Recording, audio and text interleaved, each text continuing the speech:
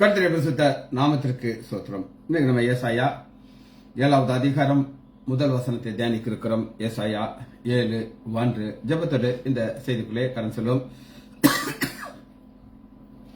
சிங்கார மாளிகையில் ஜெயக்கிதங்கள் பாடிடுவோம், சீயோன் மணவாளனோடன் ஆனந்தம் பாடி அன்பரை சேர்ந்து ஆறுதல் அடைந்திடுவோம். அங்கே அலங்கார மகிமையில் கிரீடங்கள் சூடி அன்பரில் மகிழ்ந்திடுவோம். அங்கே அலங்கார மகிமையின் கிரீடங்கள் சூடி அன்பரில் மகிழ்ந்திடுவோம். சிங்கார மாளிகையே ஜெய கீதங்கள் பாடிடுவோம், சீயோன் மணவாளனோடன். துயரப்பட்டவர் துதித்து பாடிடுவார் துதியின் உடையுடனே. துயரப்பட்டவர் துதித்து பாடிடுவார் துதியின் உடையுடனே. அங்கே உயராமாம் சீயோன் உன்னதரோடு கலித்து கவி பாடுவோம். அங்கே உயராமாம் சீயோன் உன்னதரோடு கலித்து கவி பாடுவோம். சிங்கார மாளிகையில் ஜெய கீதங்கள் பாடிடுவோம், சீயோன் மணவாளனோடன். முள்மூடி நமக்காய் அணிந்த இயேசுவின் திருமுகம் காண்டிடுவோம். முள்மூடி நமக்காய் அணிந்த இயேசுவின் திருமுகம் காண்டிடுவோம். அங்கே முத்தீர சுத்தர்வன் அங்கி தரித்தோராய் துதித்திடுவாம். அங்கே முத்தீர இட்ட சுத்தர்வன் அங்கி தரித்தோராய் துதித்திடுவாம். சிங்கார மாளிகையில் ஜெய கீதங்கள் பாடிடுவாம், சீயோன் மணவாளனோடன். புவியின் அரசை புது பாட்டால் பாடி பொன்னகை போத்திடுவாம். புவியின் அரசை புது பாட்டால் பாடி பொன்னகை போத்திடுவாம். புது எண்ணெய அபிஷேகம் பன்னீனோராய் மன்னரை வாழ்த்திடுவாம். புது எண்ணெய அபிஷேகம் பன்னீனோராய் மன்னரை வாழ்த்திடுவாம். இயேசுவின் நாமத்தினாலே ஜெபங்களை பிதாவே, ஆமென். கர்த்தருடைய பரிசுத்த நாமத்திற்கு ஸ்தோத்திரம். Arokiyaraj brother praise lord, Mariyal sister praise lord, Leela Ammal praise lord, Kavitha sister praise lord. சரி, செய்திக்குள்ள வருவோம். இன்னைக்கு ஆண்டவருடைய கிருபையினால ஏசாயா 7வது அதிகாரம் முதல் வசனத்தை நான் உங்களுக்கு வாசிக்கிறேன். உசியாவினுடைய குமாரனாகிய யோதாமின் குமாரனாகிய ஆகாஸ் என்னும் யூதா தேசத்து ராஜாவின் நாட்களிலே தேசின் என்னும் சீரியாவின் ராஜாவும் ரமாலியான் குமாரனாகிய பெக்கா என்னும் இஸ்ரேலின் ராஜாவும் எருசலேமின் மேல் யுத்தம் பண்ண வந்தார்கள். அவர்களால் அதை பிடிக்க கூடாமல் போயிற்று. செய்தி இதுல நாட்கள்ங்கிறதுக்கு முதல் நான் உங்களுக்கு காட்டுறேன். டே, DA டே. டேக்கு யாம், YOM, யாம். முதல் போட்டுக்க பாருங்க, ஓ மேல ஒரு ஆரோ போட்டுக்க, அந்த ஆரோ மேல உயர்த்தி வச்சுக்கணும். அது யோம் ஓம் ஓம். இந்த கோடு போட்டா நம்ம நீட்டோம். இது வந்து யாம், அந்த மேல ஆரோ மேல யாம். இந்த யாம்ங்கிறதுக்கு டே லைட், இது யாம் டே லைட். இந்த யாம் ஒரு ரொட்டீன், இதை ஆண்டதுக்கு முடிவு கிடையாது அப்படிங்கிறார். இது கண்டினியூஸா அது வந்துகிட்டே தான் இருக்கும் அப்படின்னு சொல்றாரு. நம்ம பறிஞ்சிருவோம். இத வசனத்தை உங்களுக்கு காட்டுறேன். ஆதியாகமம் 8வது அதிகாரம் 22வது வசனம். இந்த பின்னணி என்ன அப்படின்னு கேட்டீங்கன்னா, ஆண்டவர் தான் உண்டு பண்ணின மனிதர்களை பார்த்து இருதயம் வேதனைப்பட்டு அதை அழிக்கிறார். புதிய ஒரு சந்ததியை உருவாக்குறார். அதுல ஒரு வாக்கு கொடுக்கிறார். என்ன கொடுக்கிறார் அப்படின்னு, பூமியில் உள்ள 4வது விதைப்பும் அறுப்பும் சீதளமும் உஷ்ணமும் கோடையும் காலமும் மாரிக்காலமும் பகலும் இரவும் ஒளி வருது. இப்ப இந்த வருஷத்தை முடிய போகிறோம். இப்ப இன்னைக்கு பகல் ஆரம்பிச்சிருச்சு, இந்த நைட் வரும், இது முடியவே முடியாது. அதான் நம்ம 24 மணி நேரம் அப்படின்னு சொல்றாங்க. இத ஒரு அழகான ஒரு ஓவையாக இதை எப்படி ஆட் பண்றான்னு உங்களுக்கு அந்த டேய ஒரு இது எப்படின்னா ஒரு பொயட்டிக் மாதிரி பார்த்தா. பொயட்டிக் ஆதியாகமம் 39வது அதிகாரம். உங்களை சில டெய்லி இம்சை பண்ணிட்டு இருப்பாங்க. அந்த இம்சை அது தினம் இருக்கும். அங்க போனாலே அந்த இம்சை இருக்கும். அதுபோல இந்த டே யாம ஒரு இம்சையாக நான் உங்களுக்கு வேதத்துல காட்டுறேன். ஆதியாகமம் 39வது அதிகாரம் 10வது வசனம். யோசேப்புக்கு வந்த பிரச்சனை இது. அவள் போத்திபருடைய மனைவி. அவளுடைய பேர் தெரியாது. அவள் நித்தம் யோசேப்போடு இப்படி பேசிக்கிட்டோம். நித்தம்னு தமிழ்ல இருக்கு. இங்கிலீஷ்ல டே பை டே. அது இங்கிலீஷ்ல டே பை டே.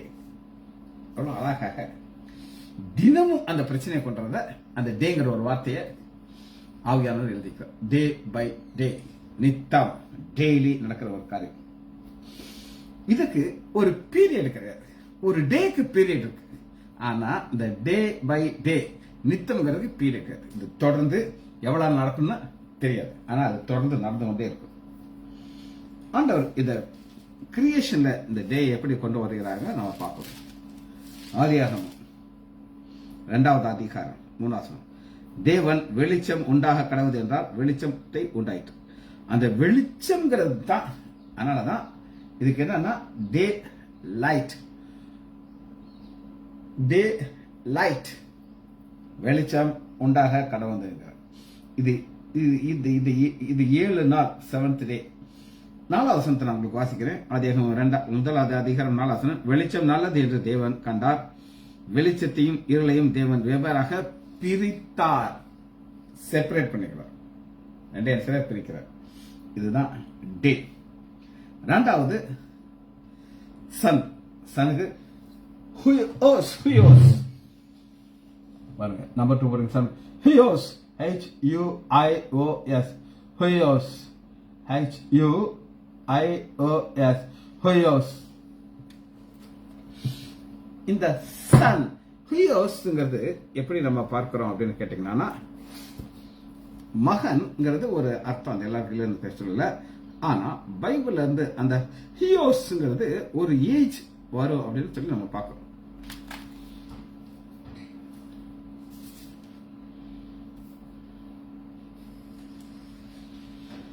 பாருங்க,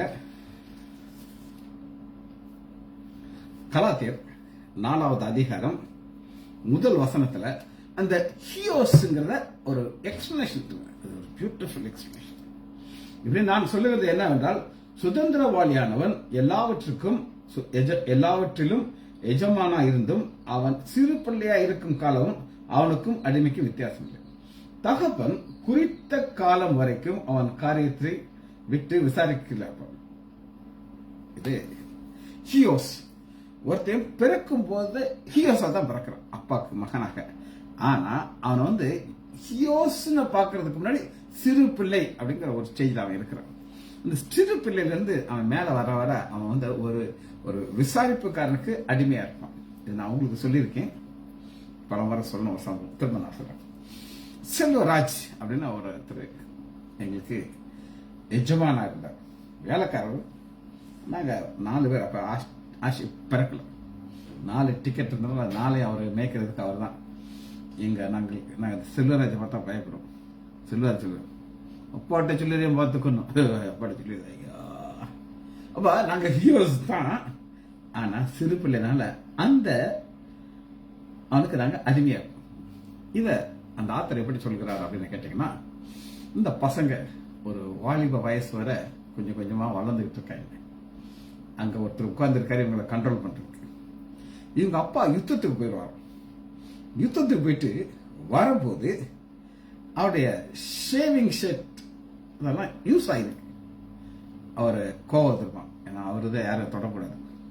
என்ன என் ஷேவிங் ஷர்ட் எல்லாம் யார் யூஸ் பண்ணான்ட்டு நான் அம்மா சொல்லுமா உங்களுக்கு தெரியாதா உங்க பையனுக்கு தாடி வளர்ந்துருச்சு, அவன் தான் அப்பா ஷேவிங் செட் எடுத்து அவன் ஷேவ் பண்ணனா அப்படின்னு அப்பா ஒரே சந்தோஷம் கூப்பிடாவா அப்படியே கட்டி விட்டுரு, டேய் நீ ஹியூஸ் ஆயிட்டடா அப்படின்னு சொல்றாங்க. அப்புறம் அதுக்கு ஒரு ஃபங்க்ஷன் ஏற்படும். இந்த ஃபங்க்ஷனுக்கு அந்த என் பையன் பெரிய பையன் ஆயிட்டான்றதுக்கு ஒரு ஃபங்க்ஷன். சரி, அது அந்த ஹியோஸ் கொடுத்த காரியம். அதே கலாத்தியர் 4வது அதிகாரம் 5வது வசனத்துடன் காலம் நிறைவேறின பொழுது ஸ்ரீனிடத்திலே பிறந்தவரும் நியாயப்பிரமாணத்திற்கு கீழான தம்முடைய ஹியோஸை தேவன் அனுப்பினார். ஹியோஸ் குமாரனை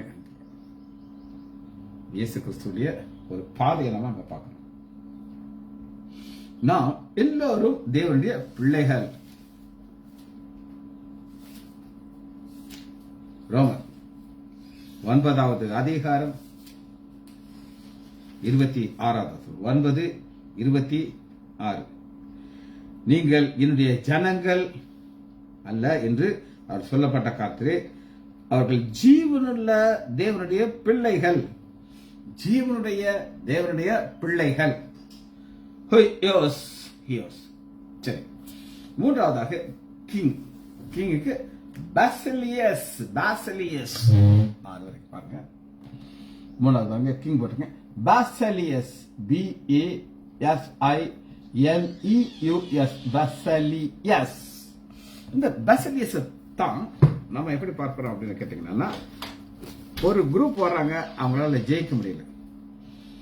எசாயா 7வது அதிகாரம் 1 வசனத்துல உசியாவினுடைய குமாரனாகிய யோதாமின் குமாரன் ஆகாஸ் என்னும் யூதாவின் ராஜா, யூதாவின் பாசிலியஸ். இது கிரேக்க வார்த்தை. நான் அந்த புத்தகத்தை தேடி பார்த்தேன். எபிரிய செக்ஷன்ல கிங்கே கிங்னா அதுக்குரியதை அவங்க போடல. இது ஒரு சின்ன ஒரு எடிஷன் இது. ஸோ அதனால கிரேக்க மொழியை தேடி பார்த்து அதை கண்டுபிடிச்சிட்டு, இதுல யார நம்ம ரியலி ராஜாவாக பார்க்கிறோம் அப்படின்னு கேட்டீங்கன்னா, மத்தேயு 1வது அதிகாரம் 6வது வசனத்துல ஈசாய் தாவீது ராஜாவை பெற்றார். அதுங்க ஒரு சிலர் ஆண்டவர் அந்த பிறக்கும் போதே, தாவீது பிறக்கும் போது ராஜா கிடையாது. ஆமா, அவர் ஒரு ஆட்டு இடை, கடைக்குட்டி, யாருமே அவனை கண்டுக்கிடவே இல்லை. ஆனா ஆண்டவர் தாவீதை எப்படித்தான் பார்த்தான்னா ராஜாவை தான் பார்த்தான்.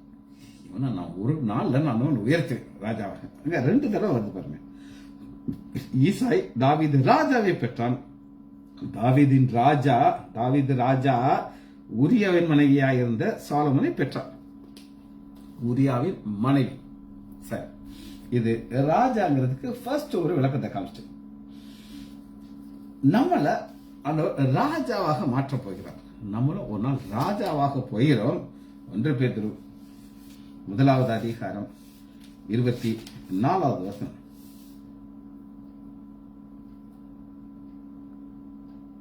1 பேதுரு 2வது அதிகாரம் 9வது வசனம். ராஜரீகமான ஆசாரியர் கூட்டம் 4.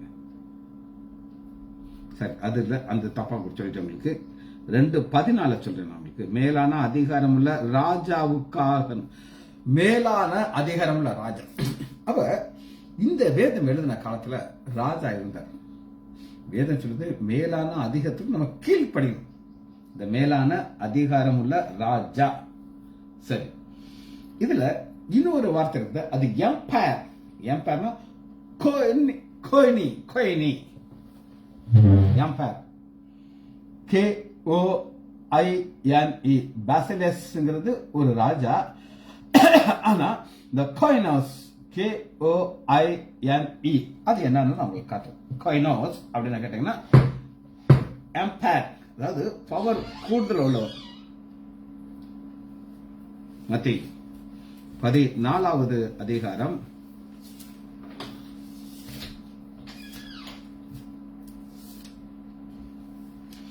1வது வசனம். அக்காலத்திலே காற்பங்கு தேசாதிபதியா இருந்த ஏரோது ராஜா. இந்த ஏரோது எல்லாம் சின்ன சின்ன ராஜாக்கள் இருப்பாங்க. இவர் பவர் கூடணும். ஏரியா ஆளுகை ஏரியா கூட இருக்கும். இவர் வந்து மகாராஜாங்கிற ஒரு வார்த்தையை சொல்றாங்க. அதை நான் இன்னொரு கார்த்தை காட்டுறேன் உங்களுக்கு. மத்தேயு 2வது அதிகாரம் 2வது வசனத்துல முதல் ராஜாவை பார்க்கிறோம், நம்முடைய ஆண்டவராகிய இயேசு கிறிஸ்து. 2வது அதிகாரம் 2வது வசனம், யூதருக்கு ராஜாவாக பிறந்திருக்கிறவர் எங்கே? யூதருக்கு கனியம். ஏன்னா யூதர்களுக்குன்னு அவங்களுக்காக ஒரு ராஜா பிறந்தத, அவருக்கு ஒரு நட்சத்திரம் இருந்துச்சு, அந்த நட்சத்திரம் நாங்க பார்த்தோம், அது பின்னாடி வந்திருக்கோம். இது சாதாரண பேசிலியஸ் கிடையாது. பேசிலியஸ்ங்கிறது பரம்பரையிலே வரும் அவங்களுக்கு. இல்ல ஒருத்தரை கொன்னுட்டு இவங்க ஒரு பேசிலியஸா ஆகலாம், ஒரு ஜெயிச்சு ஆகலாம். ஆனா இது அப்படி கிடையாது. இது கோயினிங்கிறது என்ன அப்படின்னு கேட்டீங்கன்னா, ஒரு கடவுள் காண்டவருக்கு கொடுத்திருக்கிற ஒரு ஸ்பெஷல் பேரை தான் கானியோ அப்படின்னு பார்க்கணும். அதான் யூதருக்கு ராஜாவாக பிறந்தவர் எங்கே. இந்த ராஜாவுடைய 2வது வரிகளையும் நம்ம ராஜாவாக தான் பார்க்கணும். மத்தேயு 25வது அதிகாரம் 34வது வசனம். அப்பொழுது ராஜா தமது வலது பக்கத்தில் நிற்கிறதை பார்த்து, வாருங்கள். இந்த ராஜா 1000 வருட அரசாட்சியில என்ன செய்ய போகிறான்? சரி, இது ராஜா. நம்முடைய பிதாவாகிய தேவன் ஆண்டவராகிய இயேசு கிறிஸ்து எப்படி காட்டுகிறார் அப்படின்னு கேட்டீங்கன்னா, இவர் வந்து பேசிலியஸ் கிடையாது, இவர் கோயினி. மத்தேயு 5வது அதிகாரம் 35வது வசனம், பூமியின் பேரில் சத்தியம் பண்ண வேண்டாம், அது பாதபடி. எருசலேமின் பேரில் சத்தியம் பண்ண வேண்டாம், அது மகாராஜாவுடைய நகரம். மகாராஜா காயின். ரைட். கடைசியாக ஒன்றை பாத்திரம் அதை முடிக்க போகிறோம்.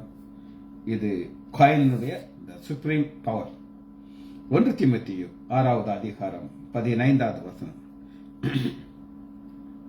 அந்த பிரசன்னமாகுதலை தேவன் தம்முடைய காலங்களில் வெளிப்படுத்துவார். அவரே நித்தியானந்தமுள்ள ஏக சக்கராவதி, ராஜாதி ராஜா, கர்த்தாதி கர்த்தர். அந்த காயின்ங்கிறதுக்கு இவ்வளவு அதுக்குள்ள உட்கார்ந்துட்டு. சரி, இப்ப நம்ம லாங்குவேஜ் பார்த்தாச்சு, ஒரு வார்த்தைக்குள்ள வருகிறோம். இந்த 7வது அதிகாரத்தை நீங்க பார்க்கும்போது ஒரு சரித்திரம் ஆரம்பிக்குதுங்க. இந்த சரித்திரம் ஆரம்பிக்கும் போது ஒரு ராஜாவுடைய காலம்னு சொல்லி தான் ஆரம்பிப்பாங்க. ஏன் அப்படின்னு நீங்க கேட்டீங்கன்னா, இது ஒரு கற்பனை கதாபாத்திரம் கிடையாது. ஒரு உதாரணத்துக்கு நான் சொல்றேன். ராமர் பாலம் அப்படின்னு ஒண்ணு உங்களுக்கு கேள்விப்பட்டிருக்கீங்களா? அது இந்த தூத்துக்குடியில ஒரு பிரிட்ஜி போட்டு அந்த ஷிப் எல்லாம் அந்த பக்கம் வர்றதுக்கு கவர்மெண்ட் பிளான் பண்ணாங்க. அது மட்டும் பண்ணியிருந்தானா எவ்வளவோ ஷார்ட் டிஸ்டன்ஸ் வந்திருக்கும். தூத்துக்குடி எங்கேயோ போயிருக்கும். என்னுடைய சம்பந்தி டீனா கல்யாணத்தப்ப அவர் ரொம்ப ஹாப்பியா சொல்லிட்டு இருந்தார், இந்த இது போட்டு ஆரம்பிச்சிட்டாங்கன்னா இப்பயே சும்மாவே எங்களுக்கு லேண்ட் வேல்யூ இருக்கு, இன்னும் அதிகமாக எடுத்துருக்கு. ஆனா ராமர் பாலம் அங்க இருக்குன்னு சொல்லிட்டு அதை கெட்ட விடல. கவர்மெண்ட்ல இருந்து இந்த ராமரை பத்தி ஸ்டடி பண்றதுக்கு அனுப்புனாங்க. இந்த ஹிஸ்டரி இன்சார்ஜ் அவங்க எல்லாம் என்ன பண்ணாங்கன்னா, இந்த ஹிஸ்டரியை தேடி தேடி தேடி பார்த்துட்டு அவங்க சொன்னது ஸ்டேட்மெண்ட் என்னன்னா, ராமர் அப்படின்னு ஒருத்தர் இந்தியால இருந்ததுக்கு எந்த ஆதாரமும் கிடையாது. அக்பர் இருந்தாரு, அவுரங்கசீப் இருந்தாரு, இவங்க எல்லாம் இருந்ததுக்கு சாட்சி. புத்தர் இருந்தாரு, அது கற்பனை கதை கிடையாது. அவர் எங்க அவர் ஆட்சி செய்தார், எந்த இடத்துல அவருக்கு அந்த போதி மரம் எல்லாமே இன்னைக்கு இருக்குது. அது கற்பனை கதை கிடையாது. இவங்க கபாலா கும்பிடுறத அவங்க சரித்திரத்துல இல்ல அப்படின்னு இருந்துச்சு. எல்லாரும் கோவம் வந்து அதனால வேலையை விட்டு தூக்கி விட்டுட்டாங்க. அவங்களால அதான் முடியும்.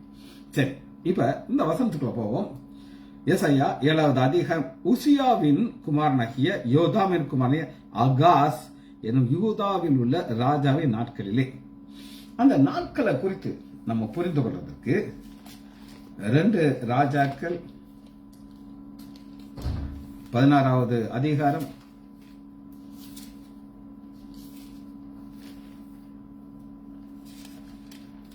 1 வசனம்.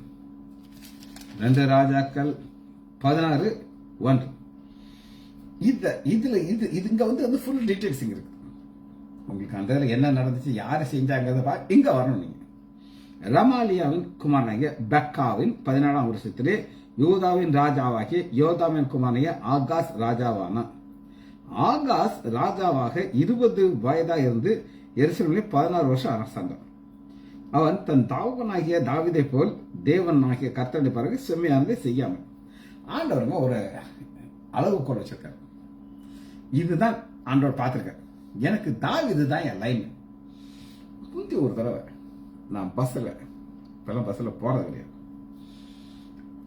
நார்வேலுக்கு போயிட்டு வந்துகிட்டு இருக்கேன்.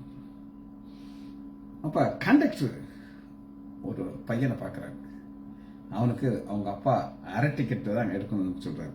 ஆனால் அவர் சொல்றாரு, இல்லைங்க முழு டிக்கெட் எடுக்கணும் உங்க பையனுக்கு சொல்லி. என் பையன் மூணாப்ப படிக்கிற பையன் எல்லாம் நம்ம தானே சண்டை போடுறாங்க அரை டிக்கெட்டுக்கு காசு மிச்சப்படுத்துறதுக்கு. உடனே அவர் பஸ்ஸை நிக்க வச்சுட்டார். ஸ்டாப், பஸ் நின்றுச்சு. அந்த ஒரு ஸ்டெப்ஸ் இருக்கு பாத்தீங்களா, அந்த ஸ்டெப்ல நீ நில்லுன்னு சொல்லிட்டு அங்க ஒரு கோடு போட்டு வச்சிருக்காங்க, கவர்மெண்ட்ல போட்ட கோடு. அந்த கோட்டுக்கு கீழே இருந்தா அரை டிக்கெட், கோட்டுக்கு மேல இருந்தா முழு டிக்கெட். கோட்டுக்கு மேல இவ்வளவு உயரமா நிக்கிற அந்த பையன். எல்லாரும் கப்பு கண்ணு வச்சு இவருக்கு 1.5 டிக்கெட் கொடுக்கணும்யா அப்படின்னு நினைச்சிருச்சாங்க. அப்ப பஸ்ல ஒரு லைன் வச்சிருக்காங்க, இதுதான் ஸ்டாண்டர்ட். அது மாதிரி வேதத்துல பிதாவாகிய தேவன் ஒரு ஸ்டாண்டர்ட் வச்சிருக்கிறார். அது தாவீது. இந்த தாவீது தான் இருக்கணும், அதுக்கு மேல இருக்கலாம், கீழே இருக்கக்கூடாது. அது ஆண்டவர் வச்சிருக்கிற ஒரு லைன். இவன் ஒரு மோசமான ஒருத்தன். 7வது வசனத்தை நான் உங்களுக்கு வாசிக்கிறேன். 2 ராஜாக்கள் 16:7. ஆகாஸ் அசிரியா ராஜாவாகிய தித்லாவோட ஸ்தானாதிபதியை அனுப்பி, நான் உங்களுடைய அடியானம், உங்களுடைய குமாரனுடைய அடியானமா இருக்கிறேன். நீர் எனக்கு வந்து எனக்கு விரோதமாக எழும்பிய சீரிய ராஜா கைக்கும் இஸ்ரேல் ராஜா கைக்கும் என்னை நீங்களாக்கிடும் என்று சொல்லி ஆண்டுடைய ஆலயத்திலிருந்து எல்லாத்தையும் எடுத்து அங்கோதி கொடுத்தார். மோசமான பழக்கம். சரி, இவனுடைய வாழ்க்கையில ஒரு மோசமான காரியத்தை செஞ்சுட்டு கடைசியில எதுக்காக அதை யூஸ் பண்றான் அப்படின்னு அதான் ரொம்ப கேவலமா இருக்கு. பாருங்க, 15வது அதிகாரத்தில் 15வது வசனத்துல கடைசியில பாருங்க, அந்த வெண்கல படிப்பிடமும் நான் சந்தானம் கேட்பதற்கு உதவும். சந்தானம்னா குறி கேட்கறதுக்கு உதவும் சொன்னான். அந்த அளவு மோசமா. அப்ப இப்படி ஒரு மோசமான ஒரு இடத்துல தான் இந்த சம்பவம் நடக்குது. இதைத்தான் நம்ம பார்க்கணும். இதை இன்னும் நீங்க புரிந்து கொள்றதுக்கு இதே தான் சேம் சம்பவம் தான். 2 நாளாகமும் 28வது அதிகாரம், 2 நாளாகமும் 28வது அதிகாரம் 2வது வசனத்தை வாசிக்கிறேன். இஸ்ரவேலின் ராஜாக்கள் வழியிலே நடந்து, இப்ப யூதா இஸ்ரேல் 2, யூதா சவுத் 2.5 கோத்திரம் தான் இருக்கும். இஸ்ரேல் 10 கோத்திரம், ஆனா அது நார்த்ல இருக்கும். நம்ம டெல்லி மாதிரி வச்சுக்கோங்களேன். பெருசு, மோசமானவங்க. இவன் ஒழுங்கா நடக்க வேண்டியவன் இஸ்ரவேலின் ராஜாக்கள் வழியிலே நடந்து பாகலுக்கு வார்ப்பு விக்கிரகம் மோல்டு இருக்குங்க, அதை உருக்கி ஊத்தியாச்சுன்னா அந்த சாமி வந்துகிட்டே இருக்கும். லார்ஜ் ஸ்கேல்ல செய்யறாரு. அதே தான் ஸ்மால் ஸ்கேல், லார்ஜ் ஸ்கேல்ல செஞ்சு எல்லாத்துக்கும் சப்ளை பண்றான். அவ்வளவு ஒரு மோசமான ஒரு ராஜாவை. இதை விட ஒரு மோசமா செய்யறான்.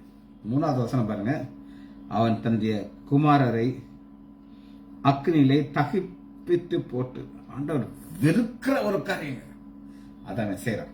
இதெல்லாம் பார்த்துட்டு ஏசாயா இருதயம் எப்படி இருக்கும், இப்படி மோசமான ஒரு ராஜாவா இருக்கானே அப்படின்னு சொல்லி அவர் இருதயத்தினுடைய வேதனை கூடிக்கிட்டே இருக்கு. 5வது வசனம் பாருங்க, அதனால ஆண்டவர் என்ன செய்தார் அப்படின்னு கேட்டீங்கன்னா, ஆகையால் அவனுடைய தேவனாகிய கர்த்தர் அவனை சீரியனுடைய ராஜாவின் கையிலே ஒப்பு கொடுத்தார். அவர்கள் அவனை முறியடித்து அவனுக்கு இருக்கிறதை பெரிய கூட்டத்தை சிறைப்பிடித்து தமஸ்கு கொண்டு போனார்கள். அவன் இஸ்ரவேலுடைய ராஜாவின் கையிலே ஒப்பு கொடுக்கப்பட்டான். அவன் அவனை வெகுவாக முறியடித்தான். ஆண்டவர் பார்த்துக்கிட்டே இருப்பாரு, நீ இப்படியா பண்ற, நான் உனக்கு எப்படி உன்னை சரி கட்டணும்னு தெரியும். எனக்கு ஒரு பொண்ணு நல்லா தெரியும், சொந்தக்கார பொண்ணு, வேற கிடையாது. பயங்கரமான ஒரு பொண்ணு, அப்படி ஒரு பெருமைக்காரி. கடைசியில் அவளுக்கு ஒரு மாமியார் கிடைச்சா அவ இவனுக்கு மேல இருக்கா. நாங்க சொல்லுவோம் ஜாடிக்கு ஏற்ற முடியத்தை ஆண்டவர் பிக்ஸ் பண்ணியிருக்காருன்னு சொல்லி. சரி, இதுதான் ஒரு பாதை. சரி, ரெண்டாவது நம்ம பார்க்கிறோம் ஆளுகை. வாசிப்போமா? 7வது அதிகாரம் 1 வசனம். உசியாவின் குமாரனாகிய யோதாம் தேசத்தினுடைய நாட்களிலே ரச்சின் அவன் இந்த பீரியட் ஆளுகை. அந்த ஆளுகைக்கு நம்ம எப்படி பார்க்கிறோம் அப்படின்னு ஏசாயா 8வது அதிகாரம் 6வது 8:6. இந்த ஜனம் மெதுவாக ஓடுகிற சீலோமின் தண்ணீரை அசட்டை பண்ணி ரச்சின் ரமாயவன் குமாரை சார்ந்து சந்தோஷிக்க அப்படின்னா, அப்ப சீலாவுடைய தண்ணீரை, சீலாங்கிற தண்ணீரை நம்ம பார்த்திருக்கோம். இந்த தண்ணீர் ஒரு ஆறு ஸ்லோவா போயிட்டு இருக்கும். அதை அந்த தண்ணீரை எடுத்து தான் அவங்க என்ன செய்வாங்கன்னா ஒரு பிரதிஷ்டை பண்ணுவாங்க. பார்ப்போமா? யோவான்ல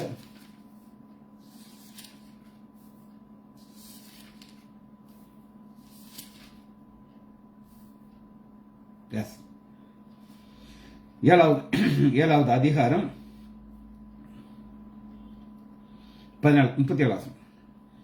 பண்டிகையின் கடைசி நாள் ஆகிய பிரதான நாளில் இயேசு நின்று சாப்பிட்டு ஒருவன் தாகம் வேறு நின்று பாதம் கொடுக்கிறது. இது எப்ப சொல்லுகிறார் அப்படின்னு கேட்டீங்கன்னா, தேவாலயம் இருக்கிற இடத்துல குட்டிய சின்னதா போயிட்டு அது தண்ணீரை பிரதான ஆசிரியர் கொண்டது தேவாலயத்துக்குள்ள போய் அதை ஊத்துவாங்க. இது ஆண்டவர் கொடுத்திருக்கிற ஒரு பிளஸிங். ஆனா அதை விட்டுட்டு ஆண்டவரை விட்டுட்டு போனதான் இவரு சொல்றாரு. ஆண்டவரை விட்ட இன்டைரக்டா சொல்றாரு. ரச்சினையும் ரமாலியான் குமாரனையும் சார்ந்து சந்தோரிக்க பணியினாலே இதனால என்ன நடக்கும்னா, இதோ ஆண்டவர் வல்லமையுள்ள திறனான ஆற்று நீரை போல இருக்கிற அசரியா ராஜாவை அவனுடைய சகல ஆண்டவரத்தையும் அவர்கள் மேல் புரண்டு வர பண்ணுவார். அது அவர்கள் மேலே புரண்டு எல்லா கரையிலும் புரண்டு, இது ஒரு பக்கம் அழிவு ஆண்டவர் அனுப்புறாரு. ஆனா இன்னொரு பக்கம் நம்முடைய ஆண்டவராகிய இயேசு கிறிஸ்துவின் நாமத்தை பார்க்கணும். ஆச்சரியமா இருக்கு. பேரண்ட்ஸ்ல பார்க்கணும். இந்த மீதியை எல்லாத்தையும் கீ வார்த்தை ஒன்று சொல்றேன், அதை நீங்க புரிஞ்சுக்கிட்டீங்கன்னா தான் எல்லாம் புரியும். 6வது அதிகாரம் 13 அதன் அடிமரம் பரிசுத்த வித்தா இருக்கும். அந்த அடிமரம் பரிசுத்த வித்தா இருக்கிறதற்கு அடுத்த சொல்றாங்க. ஏசாயா 8வது அதிகாரம் 8வது. யூதா கல் புகுந்த பிரகாரைக்கு மட்டும் கழுத்து மட்டும் வரை இம்மானுவேலே அவன் செட்டையின் விரிவு தேசத்தின் விசாலத்தை, அந்த விசாலத்தை மூடுறதுனாலதான் அடிமரம் பரிசுத்த வித்தார். இல்லைன்னா ஒண்ணுமே இருக்காது, எல்லாம் சேர்ந்து போயிருக்கும். சரி, இந்த 2 ஆங்கிள் நான் உங்களுக்கு காமிச்சிட்டேன். இந்த காரியத்தை நீங்க எங்க பார்க்கலாம் அப்படின்னு கேட்டீங்கன்னா, ஏற்கனவே உங்களுக்கு நான் காமிச்சேன், திரும்ப காமிக்கிறேன். 2 ராஜாக்கள் 15வது அதிகாரம், 2 ராஜாக்கள் 15வது அதிகாரம் 37.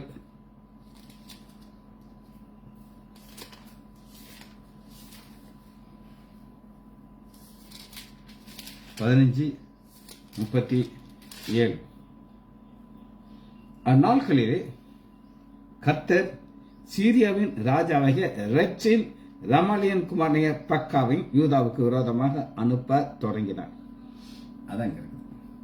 இது ஃபோர்ஸ் உங்களை அப்படி தூக்கிட்டு போயிடும் அப்படின்னு பார்க்கணும்.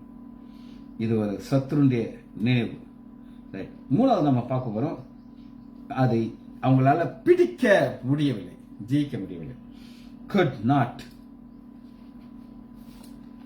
7வது அதிகாரம் 4வது வசனத்துல, நீ அவனை நோக்கி சீரியாவின் எப்ராயிமினோடும் ரமலியா மகனோடும் உனக்கு விரோதமாக ஆலோசனை பண்ணி. ஆலோசனைங்கிறது என்ன அப்படின்னு கேட்டீங்கன்னா, 8வது அதிகாரம் 9வது வசனத்துல ஆலோசனையின் முடிவு என்ன அப்படின்னு கேட்டீங்கன்னா, ஜனங்களே நீங்கள் கூட்டமாக கொடுங்கள், முறியடிக்கப்படுவீர்கள். தூர தேசத்திலே நீங்கள் எல்லாரும் செவி கொடுங்கள், இடையை கட்டிக் கொள்ளுங்கள், முறிந்து ஓடுவீர்கள். அதாவது நீங்க அவனை சப்போர்ட் பண்ணி, அந்த ரமாலியா சப்போர்ட் பண்ணி உதவி எதிர்பார்க்கணும், அழிஞ்சு போயிருங்க. ஆனா அடிமரன் ஒன்று வச்சிருப்பாரு, அது வருஷத்தை வித்தா இருக்கும். தேவனுடைய எதிர்பார்ப்பு அப்படின்னு ஒன்று இருக்கு. அது ஏன்னா நான் பார்த்து நமக்கு செய்தி முடிக்க போகிறேன். ஆண்டவர் என்ன எதிர்பார்க்கிறார்? உங்க பிள்ளைகள் உங்கள்கிட்ட ஓடி வரணும் அப்பா அப்படின்னு சொல்றாங்க. 2 நாளாகமம் 20வது அதிகாரம் 1 வருஷத்து இதே போல, இதை விட பெருசு எது எப்படி வராங்க அப்படின்னு இதற்கு பின்பு மோபா புத்திரரும் அம்மோனு புத்திரரும் யோசபாத்துக்கு விரோதமா யுத்தம் பண்ணுவாங்க. யுத்தம் பண்ண உடனே 3வது யூதா உபவாசம் குறித்தான். அதாவது ஒரு யுத்தம் வந்துச்சுன்னா என்ன செய்வாங்க அப்படின்னா நிறைய சாப்பாடு போட்டு எக்ஸசைஸ் பண்ணி மசில்ஸ் எல்லாம் ஸ்ட்ராங் ஆக்கி வாருக்கு ரெடி பண்ணுவாங்க. ஆனா இந்த ராஜா ஜெப என்ன சொல்லுது அப்படின்னு கேட்டீங்கன்னா 12 எங்கள் தேவனே அவர்களுக்கு நீ நியாயம் தீர்க்க மாட்டீரோ, எங்களுக்கு விரோதமாக வந்த இந்த ஏராளமான கூட்டத்திற்கு முன்பாக நிற்க எங்களுக்கு பலன் இல்லை. எங்களுக்கு பலன் இல்லை ஆண்டவரே, நாங்க உபவாசம் போட்டு கேட்கிறோம், நீங்க உதவி செய்யும். அதனால ஆண்டவர் ஒரு யுத்தத்திலிருந்து ஒரு ஜெயத்தை கொடுத்தார். அது எப்படின்னா அந்த ஜெயம் எப்படி வருதுன்னா 19 கோராகின் புத்திரராகிய கோராகின் புத்திரர்கள் எழுந்து லேவியர் என்பது இஸ்ரவேலின் தேவனாய கர்த்தரை மகா சத்தத்தோடு கம்பீரமாக துதிக்கும் போது ஆண்டவர் ஒரு அற்புதத்தை செய்யறாரு. பெராக்காயில ஒரு வெற்றி கிடைக்குது. ஜெயிச்சு முடிப்போமா? மகா இரக்கமும் கருபையும் உள்ள பிதாவே துதிக்கிறோம் ஐயா. அவனுடைய பெரிதான கிருபை நாங்கள் ஏசாயா 7வது அதிகாரத்திற்கு வந்திருக்கிறோம். தொடர்ந்து இந்த வேதத்தினுடைய ஆழத்தையும் மொழியையும் நாங்கள் கற்றுக்கொள்ள உதவி செய்யுங்க ஐயா. பிள்ளைகள் ஒவ்வொருவரையும் என் ஆண்டவராகிய இயேசு கிறிஸ்துவினுடைய நாமத்தினாலே ஆசீர்வதிக்கிறேன். இயேசுவின் நாமத்தினால் ஜெபங்கள் பிதாவே. ஆமேன், ஆமேன், ஆமேன்.